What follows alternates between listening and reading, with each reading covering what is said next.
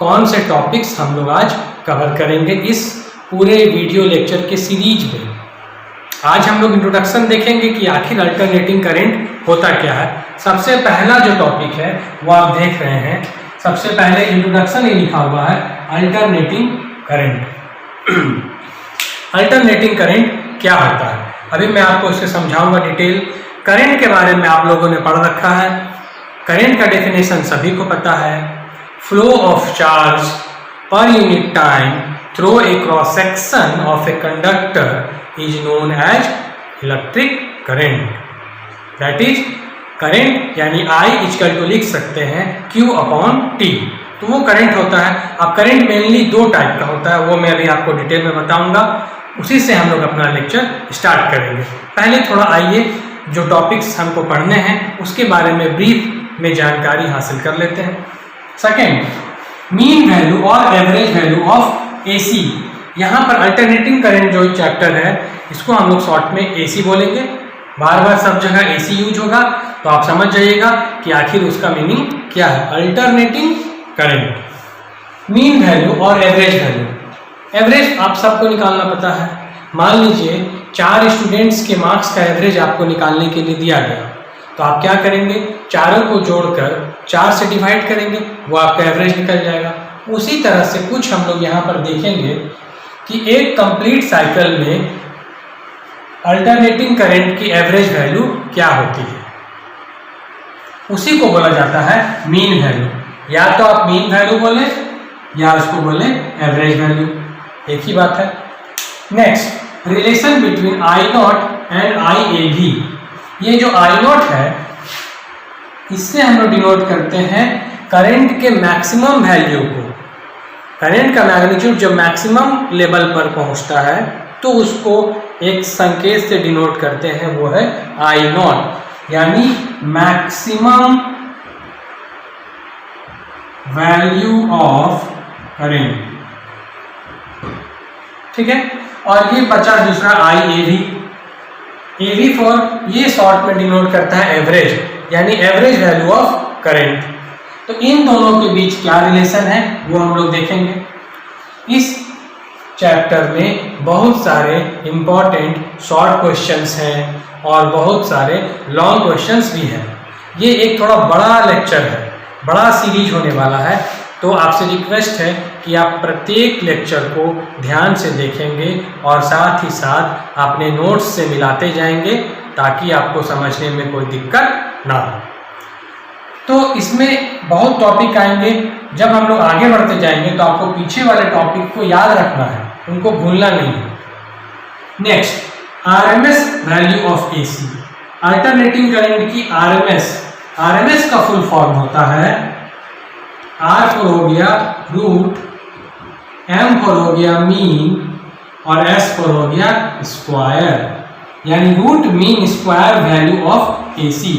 AC की RMS value क्या होती है, इससे रिलेटेड न्यूमेरिकल हम लोग सॉल्व करेंगे लास्ट में। ऑब्जेक्टिव में भी ये क्वेश्चन कई बार पूछा गया है। अब नेक्स्ट टॉपिक है 5, relation between I0 and IRMS। पहले हम लोग रिलेशन देखे I0 यानी मैक्सिमम वैल्यू ऑफ करंट और एवरेज वैल्यू IAB। अब हम लोग देखने जा रहे हैं I0 मैक्सिमम वैल्यू और IRMS यानी रूट मीन स्क्वायर। देखिए यहाँ पर लिखा हुआ है, आप ध्यान से देख सकते हैं। नेक्स्ट, ये तो हम लोग रिलेशंस देख लिए कि क्या रिलेशंस है करंट के अलग अलग वैल्यू पर।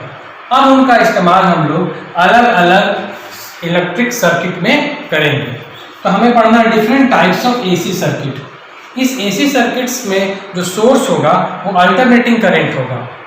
करंट दो तरह से हो सकते हैं, सर्किट में दो तरह के सोर्स हो सकते हैं। एक सोर्स जो डायरेक्ट करंट यानी DC करंट, DC बोल सकते हैं, और दूसरा अल्टरनेटिंग करंट। अभी मैं दोनों सोर्स को आपको समझाऊंगा कि दोनों सोर्स क्या होते हैं, दोनों करंट में क्या डिफरेंसेस है। पहला AC alternating current circuit containing only R। जिस सर्किट में केवल R लगा हो, R मतलब रजिस्टर। रजिस्टर एक डिवाइस है जो करंट के फ्लो को कंट्रोल करता है। इसका सिंबल आप जानते हैं, इस तरह से होता है। एक ऐसा एसी सर्किट जिसमें सिर्फ रजिस्टर लगा हो। दूसरा, एक ऐसा सर्किट जिसमें एल लगा हो।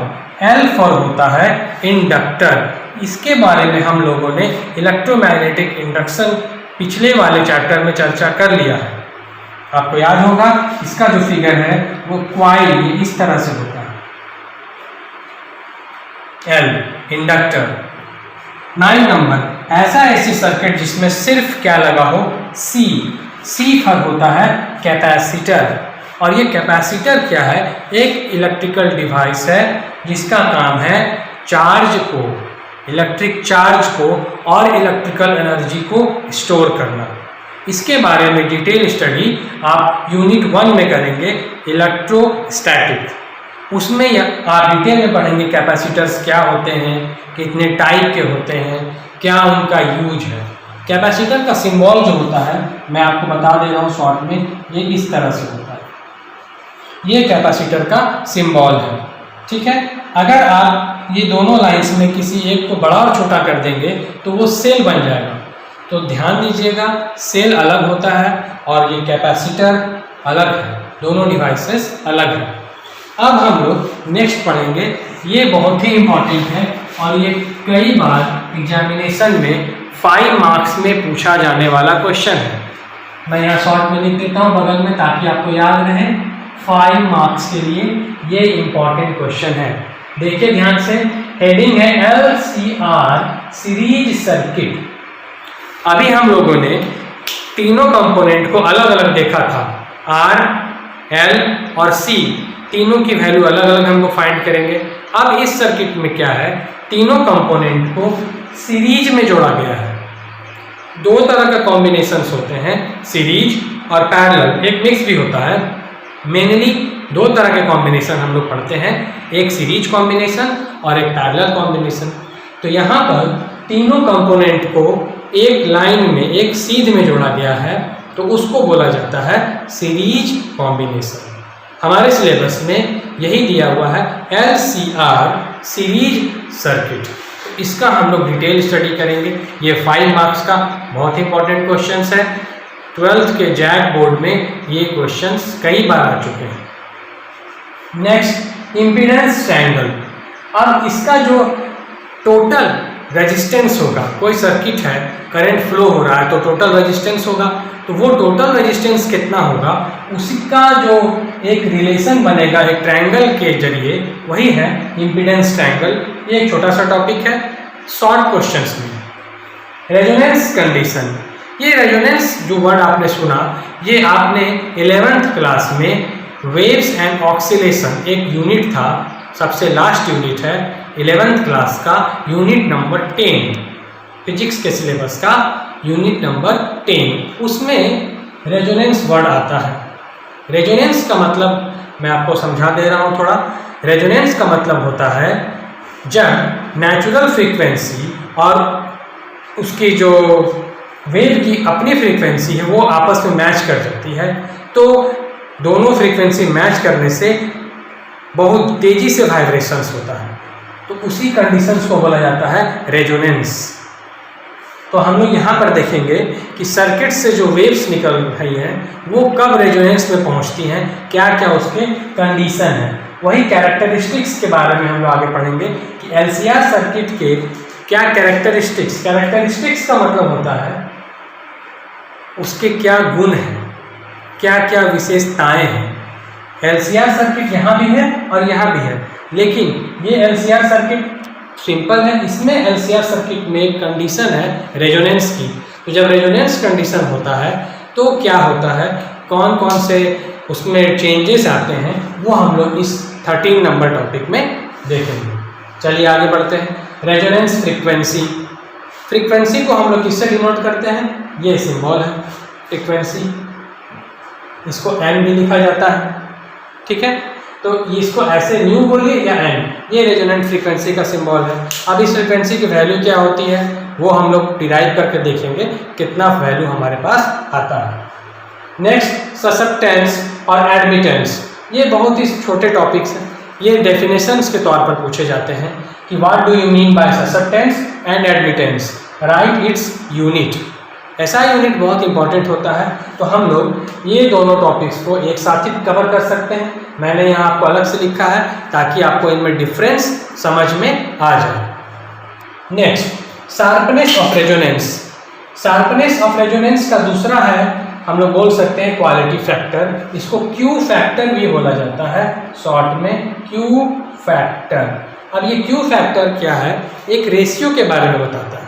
रेशियो आप लोग समझते हैं, अनुपात, x/y, जैसे x और y का रेशियो, 2/5 ये भी एक रेशियो है।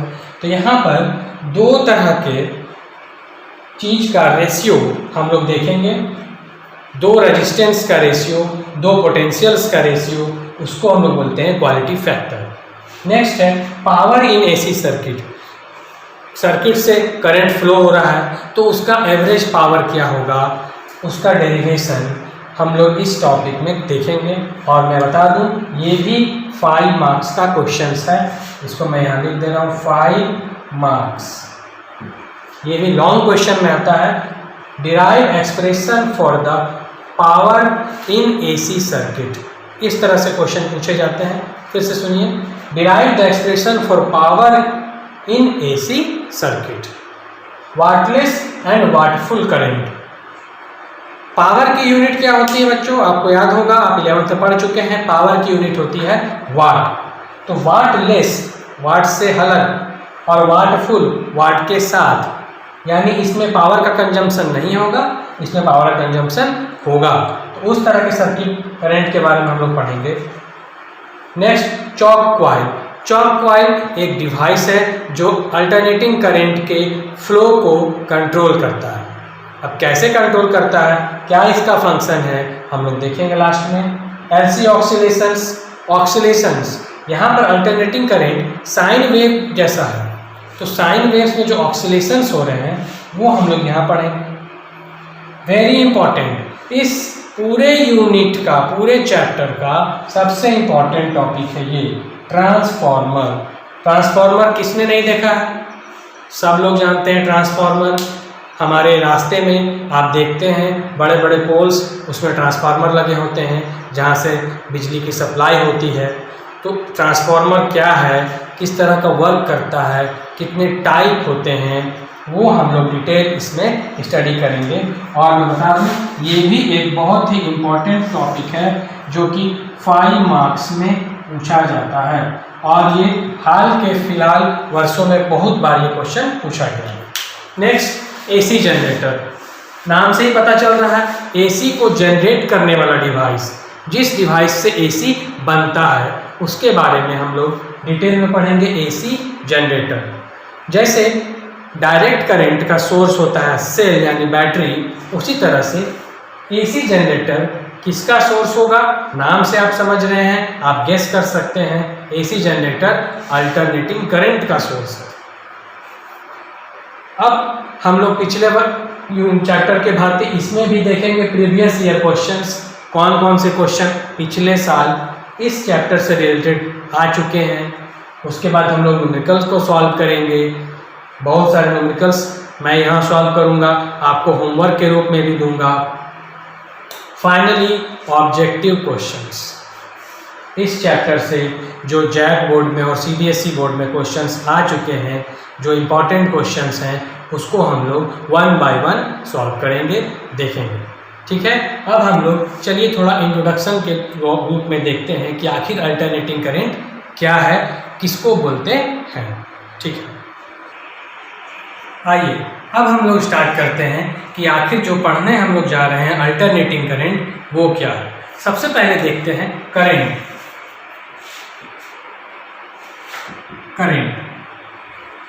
करंट का डेफिनेशन मैंने आपको बताया था, फिर से बता रहा हूँ। Rate of flow of electric charge through a cross section of a conductor is known as electric current. ठीक है, किसी कंडक्टर के क्रॉस सेक्शन से बहने वाले electric charge per unit time, यानी इस रेट को, इस दर को, बहने वाले दर को बोलते हैं करंट। और ये करंट दो तरह का, एक हो गया डायरेक्ट करंट DI, और दूसरा जो हमारा चैप्टर है अल्टरनेटिंग करंट।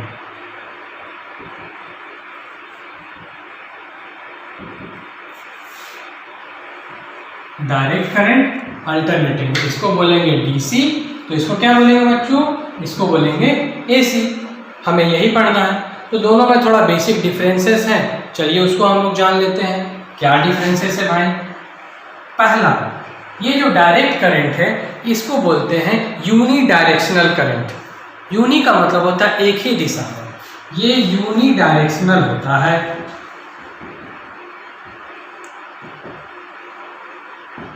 मतलब करंट की दिशा इसमें चेंज नहीं होती है। अब इसमें क्या होगी, करंट की दिशा चेंज होगी। Current changes its direction.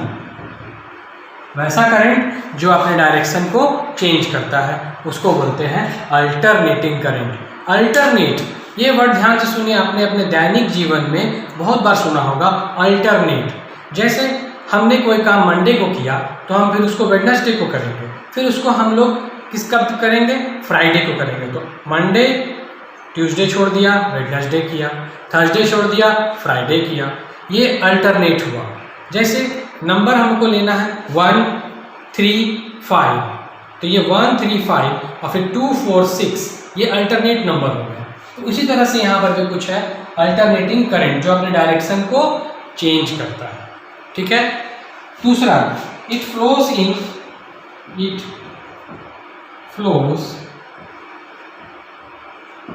Same direction, ये एक ही दिशा में बहती है। जैसे ये मैं ग्राफ बना रहा हूँ इस तरह, ये यहाँ पर टाइम, इसमें करंट आई, ये 0। ऊपर का हाफ जानते हैं पॉजिटिव होता है, नीचे का हाफ नेगेटिव होता है। तो ये सेम डायरेक्शन में बहने वाली करंट डायरेक्ट करंट है। इसको हम लोग ऐसे भी दर्शाते हैं, ये टाइम, ये करंट 0, ये लाइन इस तरह से गई। तो ये बता रहा है कि करंट का जो फ्लो हो रहा है एक ही डायरेक्शन में हो रहा है। तो ये हो गया आपका डायरेक्ट करंट। और भी फिगर से हम इसको समझ सकते हैं। चलिए अब इधर थोड़ा देख लेते हैं अल्टरनेटिंग करंट। अल्टरनेटिंग करंट, इसका फिगर देखिए इस तरह से होगा, जो अपनी डायरेक्शन को क्या कर रहा है, चेंज कर रहा है। ये इस तरह से, एक बार पॉजिटिव, फिर नेगेटिव, फिर पॉजिटिव, फिर नेगेटिव, फिर पॉजिटिव, इस तरह से ये आगे बढ़ते रहेगी। यहाँ पर टाइम बढ़ रहा है और यहाँ पर करंट, ये हो गया। अब इसको हम और दूसरे तरीका से भी दर्शा सकते हैं। मान लीजिए इसको आप ऐसे बना सकते हैं, ये ऐसे, फिर यहाँ ऐसे बढ़ी, फिर ये ऊपर, फिर ऐसे, फिर ऐसे, फिर ऐसे, फिर ऐसे। तो आप देख रहे हैं एक बार पॉजिटिव हाफ में, एक बार नेगेटिव हाफ में। इस तरह का जो करंट का डायरेक्शन जब चेंज होता है तो इस तरह के करंट को हम लोग कौन सा करंट बोलते हैं, अल्टरनेटिंग करंट बोलते हैं। और ये इसका डायरेक्शन चेंज नहीं होता है, इसको हम लोग बोलते हैं डायरेक्ट करंट। आशा अभी आप समझ गए होंगे क्या बेसिक डिफरेंस है। अब थोड़ा सा हम लोग देख लेते हैं लास्ट में सोर्स।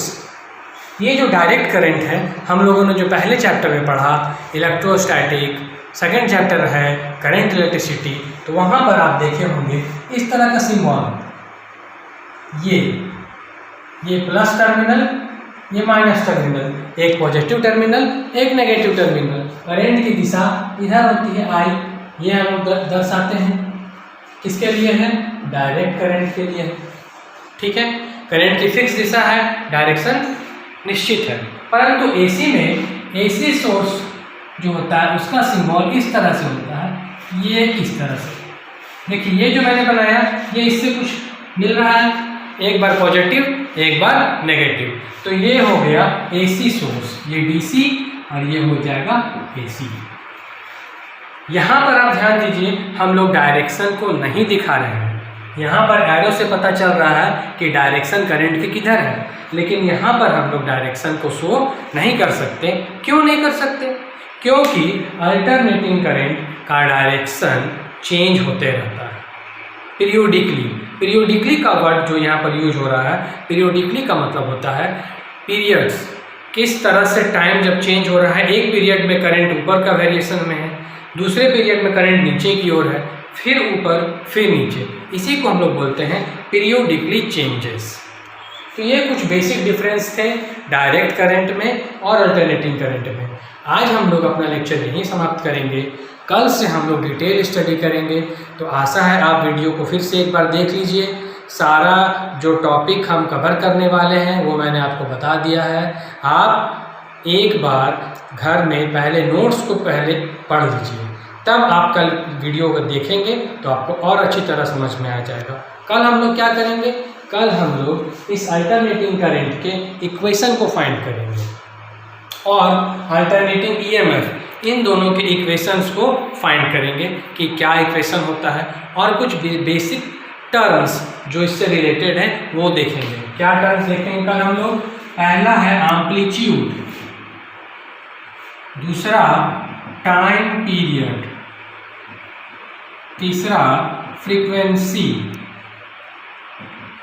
ये तीनों का हम लोग अगले लेक्चर में कवर करेंगे और मैंने बताया अल्टरनेटिंग करंट के इक्वेशंस को भी फाइंड करेंगे। ठीक है, तो लास्ट में आपके स्वास्थ्य की कामना करते हुए मैं आपसे विदा लेता हूँ। स्टे होम, स्टे सेफ, अपने घर में पढ़ाई को कंटिन्यू कीजिए। बहुत जल्द आपके एग्जामिनेशंस भी होने वाले हैं, मेरी ये बात ध्यान से सुनिए।